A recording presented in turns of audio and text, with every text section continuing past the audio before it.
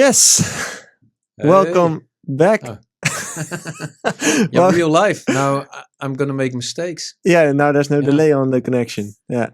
No, welcome back to the Artist Coaching Podcast with a special guest, as always.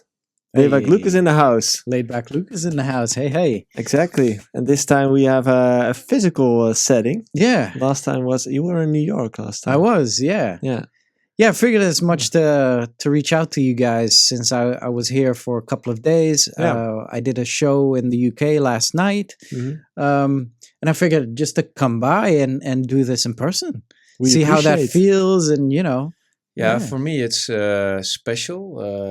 We've known each other for quite some time. We were just reminiscing about the good old days, but also before when we started, Luke was already really making waves. Yep. And he's in my studio right now. So hey, who's winning? Yeah, It's me. exactly. Yeah, Yeah. no, thank you for coming, Luke. Yeah, it's my cool pleasure. initiative, Yeah. It's been fun. And you as well, right? The last time I saw you was at a Super You and Me party, you said. I think it was. At least I can't really remember another time after that. But maybe that's also because that gig, because I had to play at Super You and Me in the Netherlands, and that was like a milestone for me. So that's why I probably remembered it as well. Because to me, I was like, "Oh, I'm playing at Laidback Luke's party, right?" Like it was a big milestone for me in my career back then. So that's probably why it's still fresh in my mind. Yeah. I also remember from back in that day because I was pretty close to Joey and of course Epster. Yeah. And you also played a pivotal role in the career of Epster. Yeah. Pretty early on.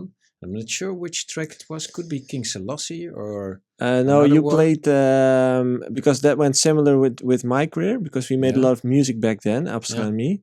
You played our You Know What remix Yes. from Quintino Yeah. Oh, a lot. Yeah, a lot. And then we got to remix your track, Need Your Loving. Oh, wow. You guys did that. Yeah, because Wow. of that. I think it was because of that remix, because you really liked that. And we also made the Need Your Loving remix into the same kind of sound with the pitch thing and stuff. And I'm thinking about the solo track of Epster. King Selassie could be.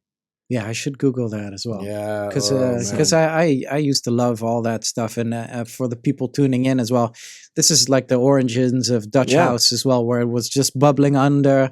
I don't even think it was crossing over internationally yet. No, it was We- purely not at Dutch. all, no. Like back in the days, I still remember that if you were a Dutch DJ, you could play like 3-4 gigs a day if you want, Yeah. because it was like you started in Friesland and then you went back to Amsterdam and like just toured your way through the Netherlands.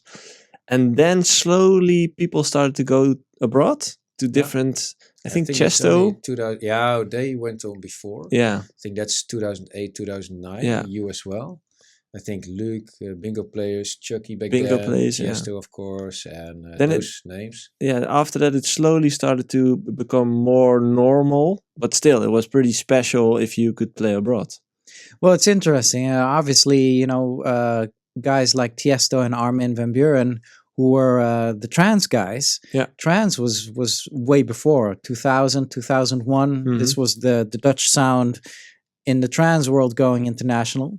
And we were in a different corner. We were always flirting with hip hop and Yeah. more of like a alternative type of vibe and housey type of style. We were never really affiliated with trance. Yeah. And at a certain point, that started bubbling under so much that obviously in the Netherlands, it was a huge sound. We had huge parties like Yeah. Nope is Dope. And in the Now and Wow, we did big parties and sneakers, obviously. Sneakers, yeah. And then at a certain point, Fedde Legrand had some international success with True. Put your hands up um, for Detroit. obviously Put Your Hands Up for Detroit, but that was more of like an electro type of thing. Yeah. Then when he went Dutch House, and maybe look it up, it's his Ida Core, Let Me Think Oh, About It. One is Oh, wow. amazing. I still listen to that song. It's still in my playlist because the sound design of that song, it's just mind blowing to me. Yeah. Like, Still still good. these Still days, good, it's yeah. probably 15 years old or something. I don't know. Yeah, it's timeless if you ask me. It's crazy. Like that synth, it just, I don't know. It's special. Well, so the interesting part was that it was urban meets house music. And so this got flagged by will.i.am hearing this. I think he heard Fedde Legrand play in Ibiza as well. And he was intrigued. And then he was linking up with David Guetta to work on Black Eyed Peas. I don't think David Guetta is mentioned on there, but I Got a Feeling from Black Eyed Peas is actually co-produced with David Guetta. That's why you have that guitar in there. Oh, yeah. And so it's funny, he never got mentioned on that track, but he was working together with them. And so David started noticing this Dutch trend. And at a certain point, he was reaching out to a couple of people to start producing with him. Myself, I believe it was Party Squad as well. He reached out to Afrojack, I guess. Well, the Afrojack thing, I wanna pause on that for a moment. I'll tell you about it. But so at a certain point, I noticed that David Guetta was gonna bring this internationally. And back then, Chucky, who was obviously king of Dutch house, he started doing minimal. All of a sudden, minimal was the trend. True, yeah. And it was just very techy and very underground. And then Afrojack started to produce minimal as well. And I believe Hardwell as well. Yep. Yeah. And I rounded up Chucky and Afrojack at a certain point at a show of mine. I was like, guys, we got to get back to Dutch house.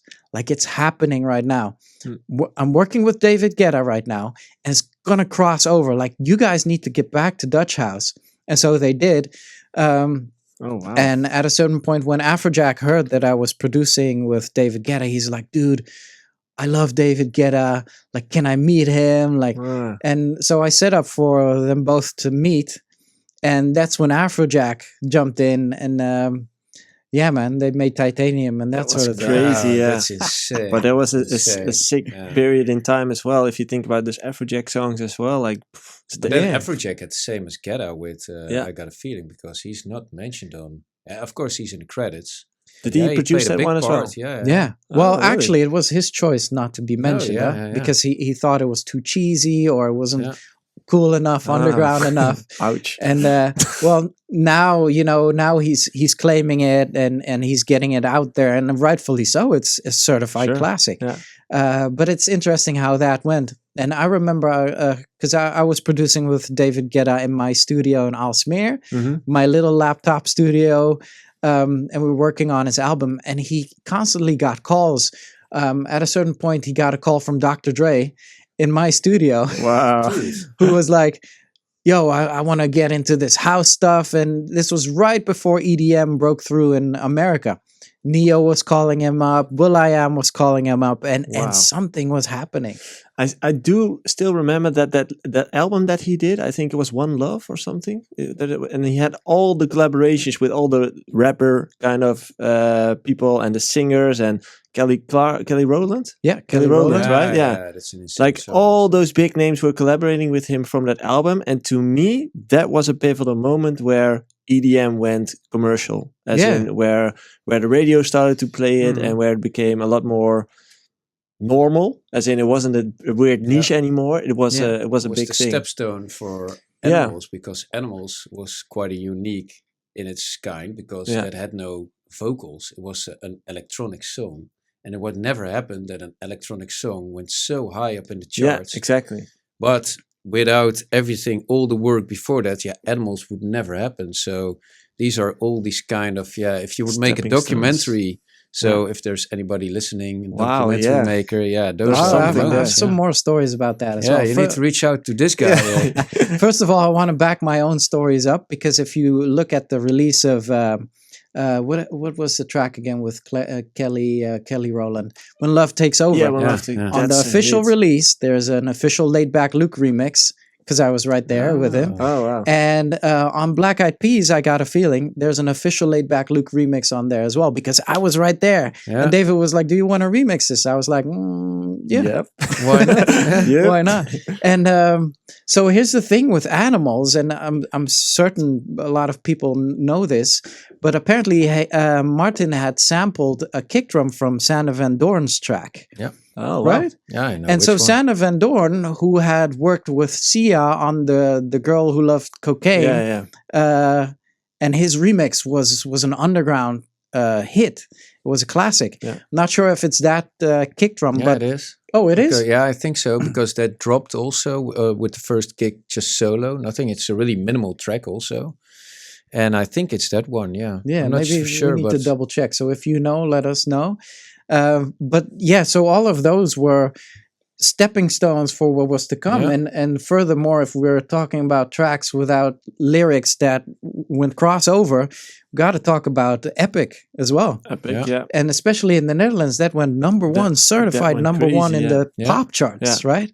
Exactly. No was vocal. Also insane. Yeah. Did that went overseas? As in, No. it did well here, but did it well? Stayed pretty much here, but still, maybe Belgium, Germany also. I'm not sure. Well, it crushed every dance floor, but like it definitely got played on all the big festivals and stuff. But so I've just got to give a shout out to Sandro Silva as well, because Sandro Silva was signed to me at a certain point. So Quintino and Sandro Silva's Epic, huge club hit international, and obviously I can still play it out even. Definitely, no, it's an insane timeless track, and also.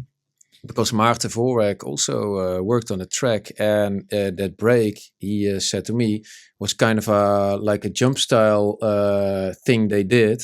And that's why that break works in the way it does. It doesn't have a build towards the drop. That's the cool part of the track. Yeah, it's an insanely unique track, and you still can play it. Yeah, timeless, actually. But if you think about it, because we talk a lot about authenticity in the podcast and that every artist needs to create his own sound, and that's easier said than done. And last week I wrote an article about authenticity, and someone came back to me and said, like, yeah, that's easier said than done, because the gatekeepers, the labels, don't want other sounds, like they're just looking for what's gonna hit and what's popular now. But if you look at all those stories, like all the tracks that we're talking about, they were something else. Like it was a weird combination. EDM was hip-hop combined with dance music. There's always something weird or different with the track that becomes big. Oh, man. I remember dropping Afrojack's Pondy Floor for the very first time. And mind you, he had... this was after the conversation of like, hey, dude, you got to get back to Dutch house music. He had finished this demo 2 weeks prior, and I was playing it out at a show, Gatecrasher in Birmingham, and because I remember hearing it, and I was totally blown away. But it sounded so different than anything else. This was during the electro house time. It didn't have a straight beat. It had all the pitchy leads, the pitchy vocals. It's the one that eventually went on to become Major Lazer, Beyonce. Right? Beyonce. Oh, that's the one. Girls Who Run the World. Exactly. But is that copied Single Girls from that one? Or? Yes. Really? Afrojack's Pondy Floor was that track. Wow. But before this, vocals were never pitched like this. Obviously, we had ATB doing the guitar pitch and that sort of thing. But Afrojack started pitching like organs, like with his official remix of my Show Me Love. He started pitching the organs. And then I guess he started to pitching everything else and came to pitching vocals. And so I remember dropping this. And the crowd went crazy. I went crazy. The energy was insane. It was as if, I want you to note this, as if a UFO had landed. Because it was so crazy, but so effective.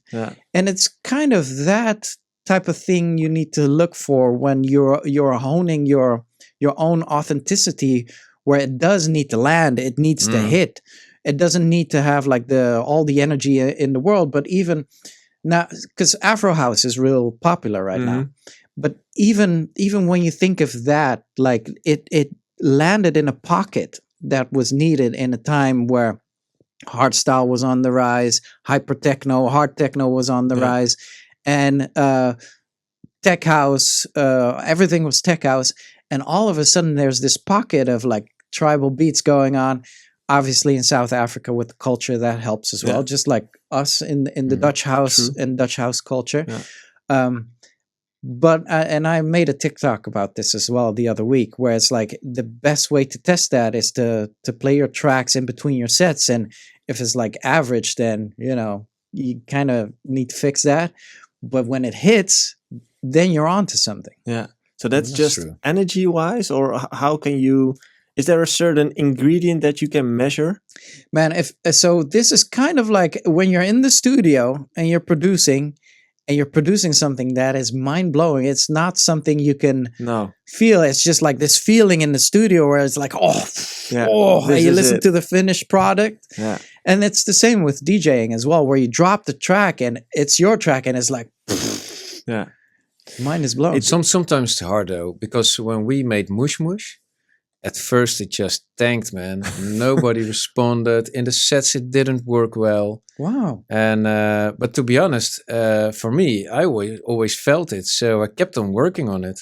Up until one point, Tiesto played it twice in his radio show. So we went on like, well, he must like it then. Let's just ask. He just started Musical Freedom. So we're like, Tiesto, are you willing to maybe release this? And I said, yeah, well, no problem. Do this and that. And he gave some feedback, and that was that. And then everybody started to notice. So we really, really doubted, like, is this something that's really cool? Yeah. So there's a couple of things here we can pick apart. Number one, I don't think you guys made this track for Tiesto specifically, right? No, not at all. And number two, when you were making it, were you thinking of like, oh, we need to make a whatever's in right now type of track? No. It started off from a sample. I'm not going to say where I got the sample because I sampled somebody. No, it's clever sampling and no MIDI, by the way. And although I used MIDI it was in a sampler. So no, it started with a sound, and I was like, man, this is just heavy hitting. I like this a lot. And then I just started to make the puzzle, and it's always a puzzle. And then we came to the break. So what are you going to do in the break? Yeah, it needs to I still know where I got the chords, and I'm not going to tell. That's amazing. I always got stuck in the breaks. I always knew how to make the drops, but the breaks were like, I just froze because I wasn't really good with keys. Mm-hmm.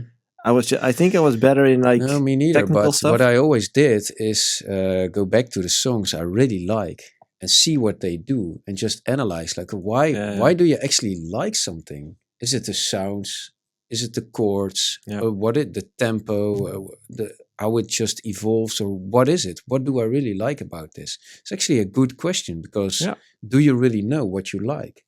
It's really a fair question. It seems obvious, but it is not. Yeah. Is it a specific thing or the overall? The energy? Yeah, true. It's always something different because I've been like being negative on certain stuff, and then later on in another track, I like exactly the same aspect I disliked in another track.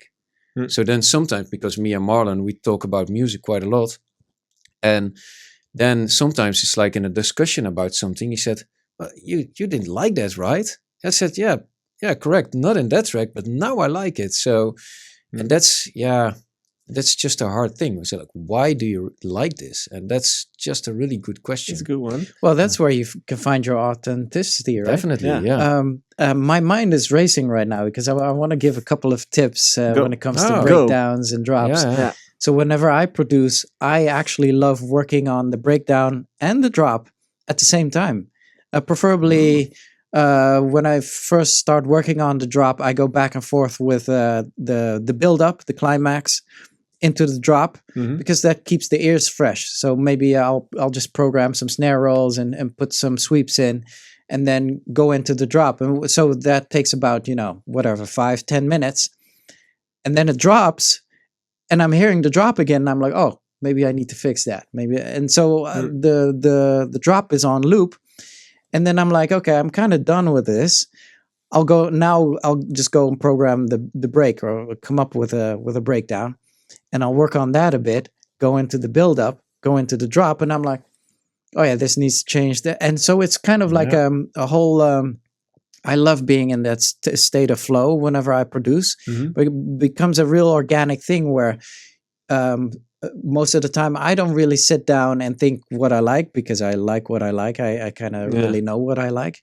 But it's where you can let the creativity go and where you don't need to calculate as much. Obviously, you need to be in the key of the track and that sort of thing. But it just keeps the ears fresh when I cycle through all of these things. And it was funny, I was working with a producer the other week, and we had the breakdown, we had the build up, we had the drop, and they were like, oh, okay, yeah, this is cool. maybe in another session we can finish the track. And I'm like, no, we're gonna finish the track now. now. And I think in an hour it's done. So I just copied the breakdown, the build and the drop, put it after the drop, cycled a couple of times, like fixed a couple of things. And then, 45 minutes later, we actually had the track. And he was like, "Whoa, this is crazy." Yeah. And I'm like, just do it, man. Like, how long do you work on a track on average? So, fun fact, Break Down the House was a 4-hour session, including mastering. The vocal is me. And where does that melody come from?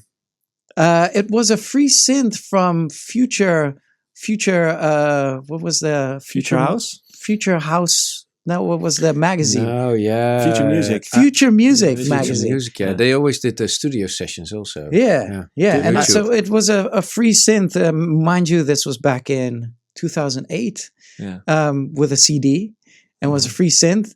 And I came across that preset. And I think I put the glide on it or something like that. So it had that little whoop. I think I mentioned it last time, but my mom still has it as a ringtone. Oh, wow. Yeah, because I you just made me feel real old. Yeah. No, I'll explain. I don't know. I never really made a remix of it, but I did build an own edit for myself for my DJ sets as an intro for the DJ sets. I always started with that track, and I built like a long build up towards that drop. So I had the melody like solo in some kind of way. I don't know how. And then back at the days, you could program your own ringtones, right? So I'm not sure. I guess it was an iPhone already. And I had that file on my phone. And my mom said like, "Oh, I want that because everyone has the same ringtone these days. So can I get a different one?" So I sent it to her. And now every time she gets a new phone, she just copies her phone, and it's still on there. She still uses it. So every time when I call her, it's like... Wow. Yeah. I actually need your intro because obviously with the re-release on Black Book, I'm playing it again. Nice. And an intro would be great. It's you stopped playing that record? Not really. I played it occasionally, but right now it's come to a show of yours. Right now it's back in my sets. Yeah. You should make a remake. Like in some kind of way, like maybe, but I'm not sure. No, so I think it still holds up. What I did is I think it was the 30-second build up with risers and stuff, like just building up, and then it dropped with some own beats of mine. So like tribal-ish kind of beats. Cool. Probably if you play it now, it's slow, so it's 128 BPM. No, I'm back there, man. Oh, you're back there. Actually, okay. I'm pushing for 126 right now. Oh, yeah. In EDM or what kind of genre? House. Well, so Laidback Luke 2.0 is about to launch in February. Interesting. Bringing the big hair back, as you can see. And I'm getting back into the vibes where it was pre-Dutch house, straight in the era of Break Down the House, where I had this type of hair as well.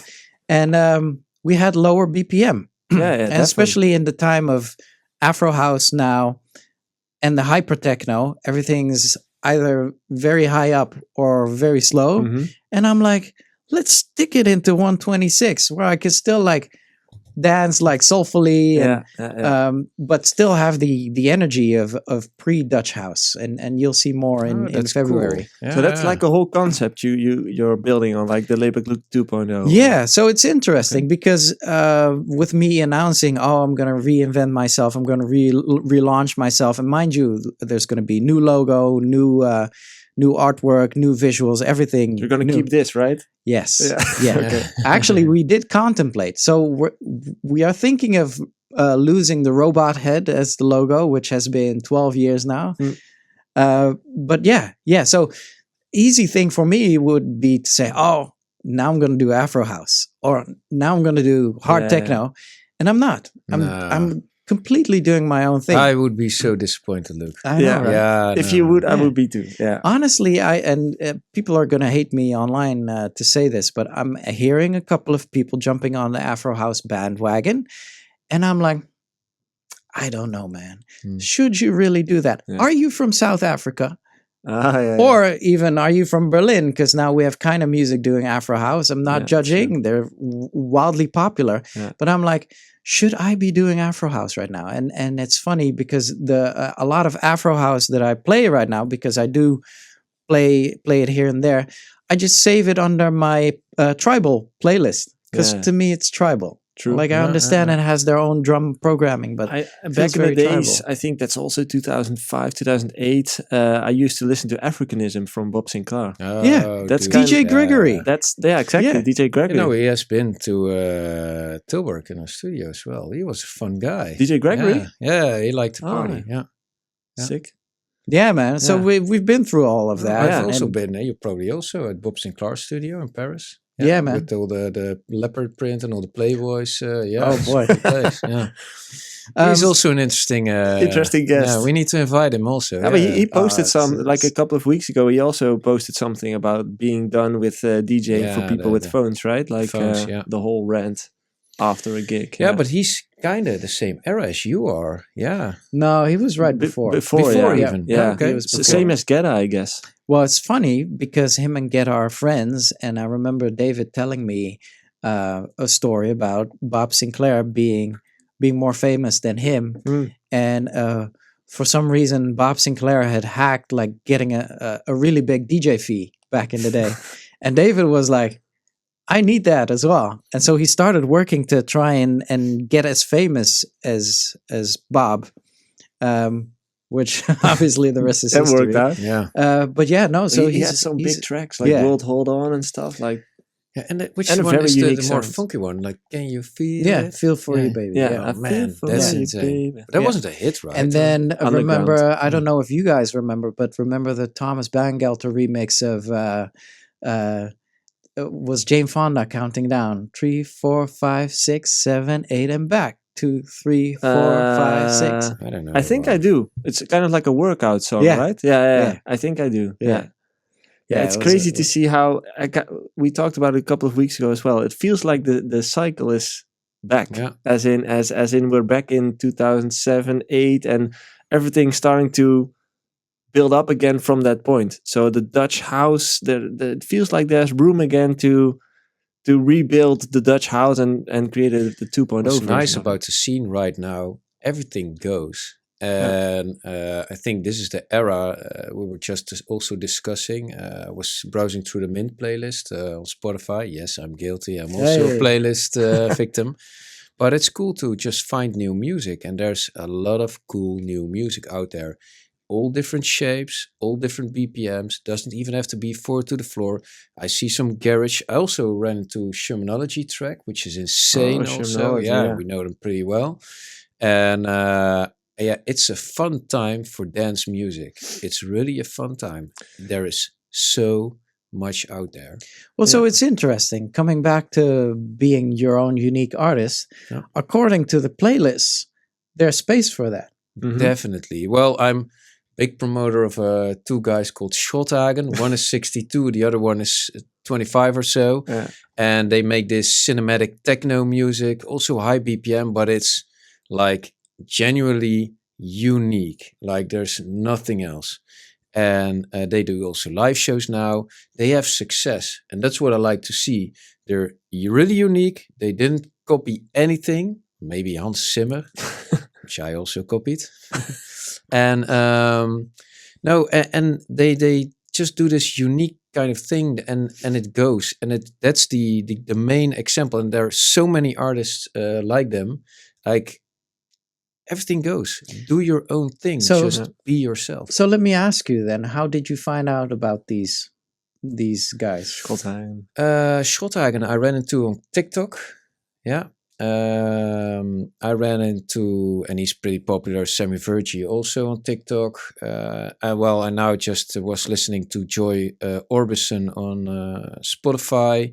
He actually had, it was also funny, he has an edit of his track with Future and I thought Playboy Cardi, I don't know, big names. And so I was like, how's this possible, He's this underground guy. And then behind it was Fredit. So it was edit, Fredit. It's a cool name.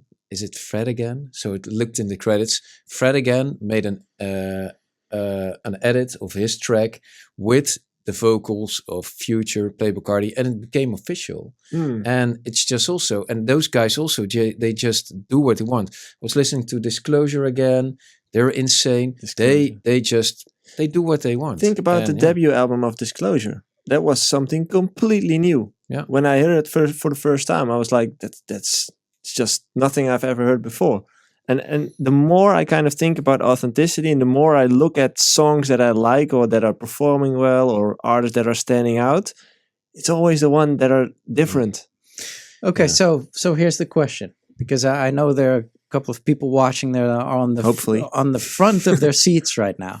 Okay, yes, I want to do my own thing. Yeah. I want to be authentic. How do I get my music out there?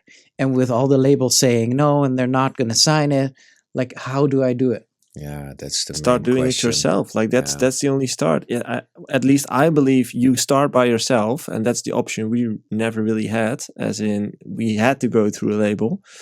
Now, just releasing it yourself, trying to get exposure by that, and using social media, TikTok, like you discovered also through TikTok. Yeah. Until a moment in time where a label picks up on you and feels like, hey, this is something we can build on, right? There needs to be a fundament. And I think we talked about this last time, that a label needs a story. A label needs a long-term vision and not just one song. And I think if you've done 10, 20 self-releases, there it is, 10, 20 self-releases. And, come on, man. Huh? The joke is not a joke anymore. He's just laughing about self-release. Every week we do it. So 10, 12, 20 self-releases until a point in time where you've managed to kind of build up some sort of momentum for yourself, and then a label gets on board. I think that's the way to do it. And the main thing is, it's pretty hard. You know, on the one hand, you have all these tools to get yourself out there. Mm-hmm. I mean, you can express yourself through social media, of course. That's the main one. But on the other hand, and also Spotify, you can self-release your music. On the other hand, there's just so much. True. How are you going to stand out? And I think then the main key is to just believe in yourself and be persistent and just keep on going. Eventually, and I truly believe this, that quality is something that's unique and has a right of existence, always surfaces. But yeah, it's also a matter of time. How much time are you going to give yourself? Yeah. I knew, when I was starting out, I always said to myself, at a certain age, I probably will have to get a job. And luckily for me, it happened before that age.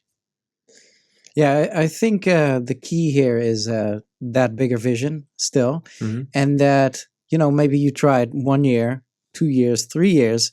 If it doesn't happen, keep going. Yeah. Never give up. Yeah. And because, and I told a bunch of my talents this as well. I vividly remember speaking to Bart Beemore, who was about to give up.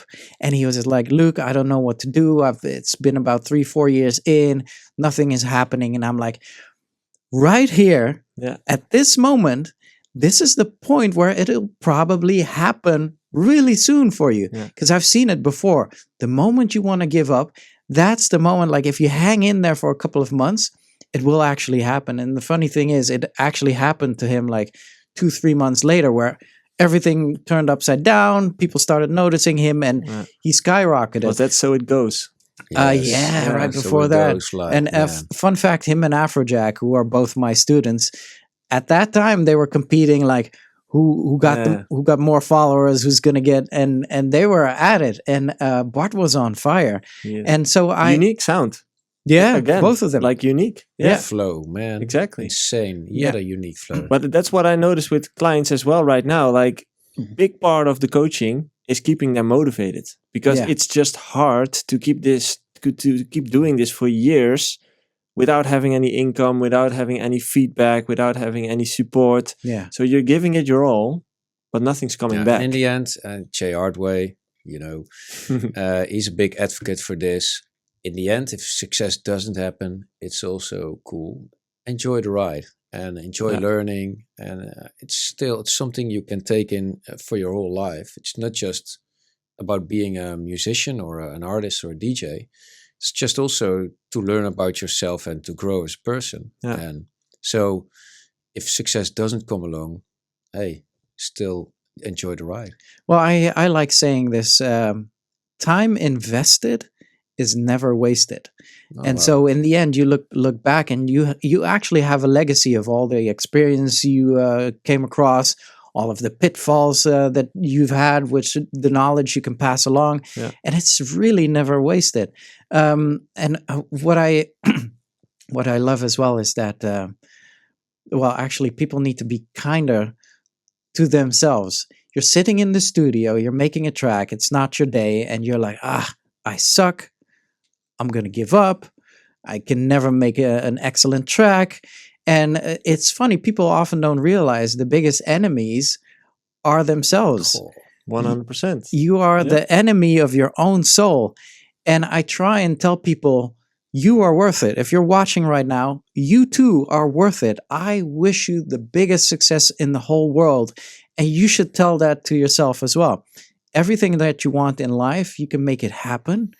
Grant it to yourself, and it will happen. It is, and I think that's the result that I came through when I became older. As in, I think you start to live more by that when you get older. As in, at least if I look at clients as well who are younger, they hear us say that, but they feel like, yeah, but it's not gonna happen for me, you know, like that's for everyone except for me. As in, it sounds like a cliche, but it is a cliche for a reason. Well, right? Interesting, right? Yeah. You just said it. So you have two choices. Oh, that's never gonna happen to me. Yes, that's gonna happen to me. Yeah. And why are you always leaning here? Why not leaning more here? You know, it is totally allowed. Yeah. And why this self-doubt all the time? Yeah. To be honest, when I was working at home on my dad's computer on music, I didn't go out playing football. I always knew, I was thinking, wait for them when this will drop as an EP somewhere. It wasn't if, it was when. Always at that mindset, it was always when. Maybe also, I'm a little bit cocky, I know. And I was being called a narcissist today, and that actually went pretty far, to be honest. But I always was pretty sure that it would happen. Yeah, because if you really want something, and also what you were saying just now, and you're your own enemy, I do gotta add, I'm a little bit of the dark side. Sometimes frustration can also be fuel, and also utilize that, but don't let it take over. I think that's also an important point. And but I always knew, and I think you also always knew. Yeah, man. And shout out to the frustration and the haters out there. If you're someone that doesn't give up, which I'm not, and you're not, then this can only be used as fuel for sure. Yeah. Show them. Show them. Yeah. We have got some questions from people in the Discord, in the community. Let's start with Israel Carter. If you could go back in time to a magic moment in EDM history to see a DJ perform for one night, who would it be and what venue? Well, it's not EDM history for me, and I was there. I was actually there. The kickoff of Daft Punk's first world tour in 1997. You can look this up. The first city they performed at was Amsterdam, the Paradiso.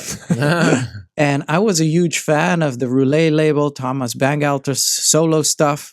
Daft Punk obviously coming up as well. And I remember being in the Paradiso, on the balcony of Paradiso, watching the guys without masks back then work their equipment and tearing Paradiso apart. This was a monumental moment for me. Paradiso is also such a cool venue. Yeah, cool venue. Yeah. Have you ever played there? Yeah, many times. Yeah. I can't remember if we ever played Paradiso. I played there. Yeah, man. I think once, like very late at night, and I just got at Amsterdam at a flight at 11 p.m. and then I had to play at 3 a.m. or something. Like, terrible. Now, I would go back, and I was always a big fan of the Prodigy's first album, Music for the Children's Generation. Wow. But of course, I was just too young. Yeah. But I would go back and see what raves were like then, back then. I can imagine. Yeah. That would be amazing. Fun fact, I'm going to dish you right now, okay? But this is because it hurt me as well when I heard this. So one of my favorite tracks ever was The Prodigy, Everybody's in the Place, which came out when I was 12 years old.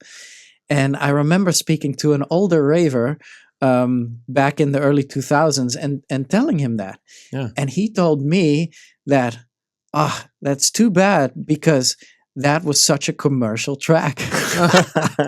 And apparently the Prodigy, when we got to know them, this, when they made Charlie, when they made that, it was still cool. But when they started doing the other stuff, the bad stuff, Shop and stuff. Oh, that's way later. Right. But anyway, the people that were 17, 18, 19, 20 and Everybody's in the Place came out, they were like, this is commercial crap. And I'm saying the bridge was Out of Space. Oh, Out of Space, yeah. I'm gonna send it. Was that one? Yeah. And there's a DJ psychology behind this as well for the DJs watching, possibly. Whenever you're between 12 and 15, whatever's playing on the radio, that'll be your niche. That'll be your sculpturing. For that reason, we have such a revival of Eurotrance right now. I used to be a techno DJ in the mid-90s to the end of the 90s. Eurotrance was cheesy crap. Yep. We didn't want to be affiliated with Eurotrance because the techno that we were making and playing was tribal infused, had a little bit of an herbal and disco edge to it, and nothing like up-tempo, upbeat bass lines or any cheesy synths. No. Nothing. Now, the people that were super young, say, 3-4 years old, that came up with Eurotrance, they equate it to techno now. And now we have this techno that is multi-genre, which I'm not hating on, but people tend to forget how it was back then. Yeah, exactly. Yeah, definitely. No, are we going to say it evolved or it's just different? I think it evolved, for sure. It's kind of like, I remember when I started doing filter disco, sampling disco tunes, which was awesome when Daft Punk did it as well. But this came out of an era where disco was chewed out, spit out, commercialized. Mickey Mouse went disco. The supermarkets went disco. Everything was disco at a certain point. And at a certain point, disco was dead because of that. Yeah. 15 years later, 20 years later, when we started infusing that in house music, all of a sudden, it was cool. Yeah. And I remember us sampling things. For instance, Stardust Music Sounds Better With You, or even the sample out of Mojo Lady, are from big disco tracks, which back then were cheesy, done, finished. And now it's cool again. And sometimes, what I kind of ask myself, and it's more technical, but was it all cleared back then? Or people just sampled? Sometimes. That's also different now. Okay, And I also remember, like, a lot of people just sampled like pre-drop vocals of Beastie Boys, and but now you cannot do that anymore. Well, coming back to the Prodigy, you've seen these videos online where you see them breaking down "Smack My Bitch Up," and it's just packed with samples. And who got paid? Yeah. No, it's packed with samples. It's like 4 different tracks in one. It's crazy. Yeah. No MIDI in there. I'm sometimes hating on people showing how I made this track without MIDI, but that post that made was some different. noise online. A lot of people wanted to share their opinion on that one. What's your stance? No, well, sometimes you see people on TikTok or Instagram, and they show they have all these tracks lined up, and like, this is how I made my track. But clearly, we're all producers here.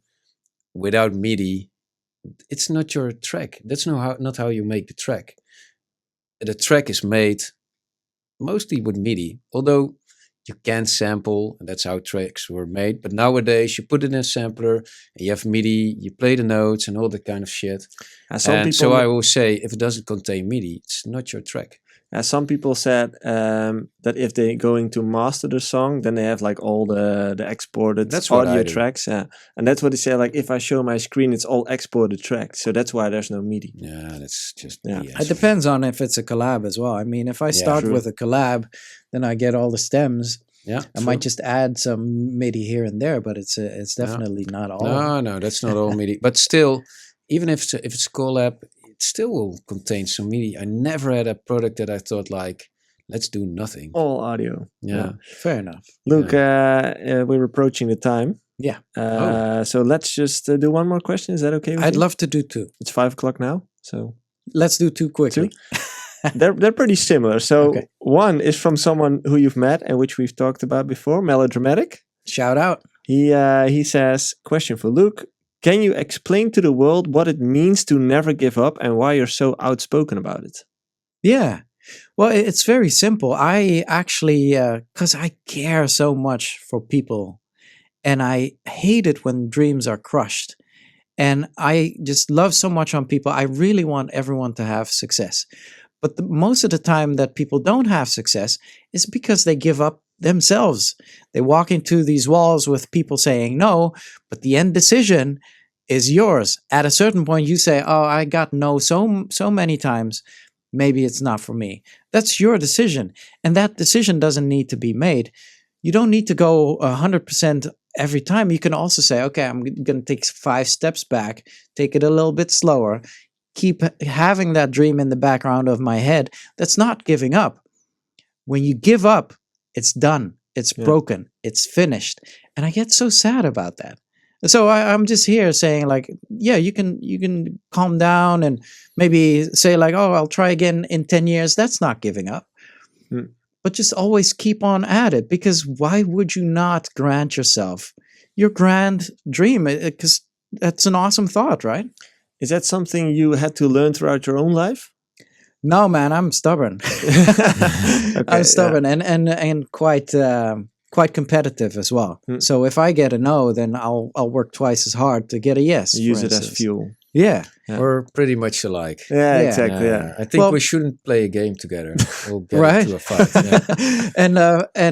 But interestingly enough, the bigger names and the biggest names all have this crazy like knot in their heads. And I said this before online as well. We are building castles in the sky. Like we come up with this grand dream and then we just do it. We just work towards it. Yeah. And if you never give up, you're going to get there step by step. And then if not, then all of a sudden you look to the side and you've built this other castle from all of your experience and years of effort. And you can dive in there. Yeah. But if you say, "Oh, I need to go here and I'm right here. I'll never make it," then it's done. You'll cut it off. So to me, that's just how I operate. And is that you're also into? I'm not sure if it's Buddhism, with the Kung Fu and stuff. Like, is that Buddhism? Well, the Kung Fu is rooted in Buddhism. Yeah. I love the Zen type of ideals from that. And is that also connected to this, like building your dreams and stuff, or is it? Well, interestingly enough, it's rooted also in the Kung Fu practice, where it's Kung Fu means excellence through hard work. Ah, okay. And it just means like if you're not, cool. That's literally the meaning of Kung Fu. Oh, nice. And it means you can just chip at it and keep on chipping at it and working hard for it, and the excellence will come. Yeah. Beautiful. Yeah. I'm as I said, the older I get, the more I start to see that it's really like that. As in, you just practice, and do it more and do it more. It's about the doing. It's about just go out there and do it. And most people get stuck in that first decision, like, should I release my song? What do people think of my tracks? Like, they get blocked by their own fears and anxieties. Exactly. And the older I get and the more I figure out life, I just see like it's all about just going, like putting in the work, building those steps as you mentioned, and the result will come. Yeah. I'm 100% convinced. How you work, because also that fear and anxiety, it's not there for nothing. If you just go bam all out all the time, true. You need to be thinking about it, but you need to be aware of why do I work like this? What's holding me back? And if you can answer those questions, then you can move forward. Yeah, I love that. True. I think. Last one from DJ T Falcon. What is the fastest way to go from having a daytime job to becoming a full-time music producer or DJ? Wow, that's a tough question. Yeah, because I just got thrown back to my day job, which was being a graphic designer at my record label back then. Right. And it's interesting for me how it started was getting signed to a booking agency, a DJ booking agency. And all of a sudden they were packing my agenda each and every month. And 2-3 months in, I'm like, I'm making more than a salary right now from DJ gigs, so I can quit. And it was really that simple for me at a certain point. So what I would recommend is try and see if there's avenues where you can make some money off of music. And then I always recommend, this is what I try and shout for the DJs out there, where it's like, you need to have a booking agent. How do you get a booking agent? There are various ways. Getting your social media following up, your socials up, maybe releasing tracks with big labels, doing collabs, etc., etc. At a certain point, there needs to be a booking agent who can put you away at various parties and festivals, and then you hit the ground running, so to say. But in terms of like purely producing and that sort of thing, that might be a tough route, actually. Yeah, it's a tough route. It's hard to make a living out of music alone. Just royalties. No, yeah, you can get flat fees and whatnot, but it's hard to make a living from it. If I see all these session musicians, it's pretty hard work. They go off all these sessions every week, and it's not always guaranteed that a record that you make will become an official release. And if it doesn't, it's just time invested, which is never a waste. Hey. Yeah. And but still, it's more uncertain than getting bookings. And we were always on the same page. Also, when we started our career, it's the main focus: get bookings and get experience through the bookings. Yeah, that was the main goal. So I would never advise to get a manager first, but if anything, get a bookings agent. Yeah. What I'd like to add into that is that it's actually very stressful just living off of making money from music. True. Where I know a bunch of experienced DJs and producers who now have fallen back into a day job where they're like, the pressure is off right now because I can just make music and don't care if it sells or not because I have my day job. So there's something to think about as well, to just have that safety net and not be as stressed and worried, because that can go into your head creatively as well. 100%. Like when I quit my career and I got like a 6-month job at a factory, most relaxed time in life. Like I was like, what is this? You know, like getting a very low amount, but still like the same amount of salary every month. I was like, wow, this is so comforting, so peaceful. Yeah. And it just opens up a lot of creativity as well because the stress is off. I can tell you and I can guarantee you, for me at least, is that each and every morning I still wake up thinking, how will I do in the next couple of months? Yeah. And it's wild because when you're your own boss, that's what you worry about. Yeah. Because if you're not working, then there will be no income. Nobody is. Yeah. True. Cool. I want to thank you. That's it for today. Well, thank you for having me. It's my pleasure. Thanks for coming over in the studio of Ralph. Yeah, well, it's been an honor. And also I wanted to add, if you look at my own privately Instagram page, I have this sentence there and it says, it's nice to be nice. And I think, and it goes for a lot of DJs, when you think of a DJ, that sentence goes for, that's Luke. It's this guy right here. Ah, thank you, man. No, yeah, but I appreciate it's really, really true, and I mean it. And I think it's also, I know you and Steven Reisman, $2 Holler, and he always goes with, he's also so nice all the time, and I've known him for quite some time, and that makes the world colorful. Yeah. And I like it. Well, thank you very much. And man. I know I can be a mean person from time to time, but it's nice to know that guys like you are around as well. Thank you. I really appreciate that. How nice. Thank you. Thanks guys. again. And thanks for everyone who's listening or watching. Don't forget to check out our community on Discord. The link is in the description if you're looking for it. And we'll be back next week with Jopke because we forgot to mention, but he's not here today. No, he's not here. And also what we not need to forget, but make sure to like, comment, share it with your dog, with the walker of your dog, with the kindergarten miss, whatsoever. But we're a big happy family, and the more the merrier. Exactly. See you all next week. Bye-bye.